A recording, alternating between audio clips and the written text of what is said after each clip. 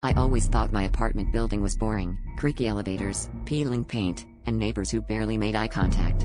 But last night, everything changed. An hour after midnight, a single envelope slid under every door.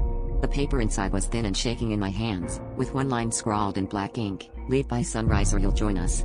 I thought it was a prank, until I glanced through my peephole and saw a dozen other doors opening, faces pale with confusion. That's when I noticed the shapes pressed against the windows across the courtyard, shadowy, unmoving, all staring out into the night. By 3 a.m., panic started to ripple through the halls. Some neighbors packed hurried bags, others argued about calling the police, but no one dared to step outside.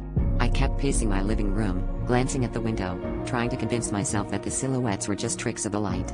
But no matter how I blinked or squinted, they never shifted, never blinked, just watched.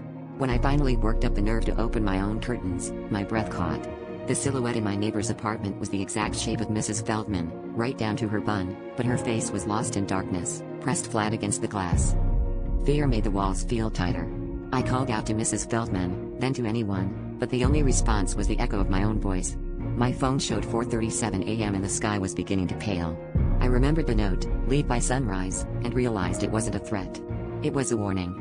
One by one, I saw more silhouettes appear, in the laundry room, the stairwell, even the lobby. Each one a perfect outline of someone I recognized, frozen and waiting. I ran for the exit, but the lobby door wouldn't budge.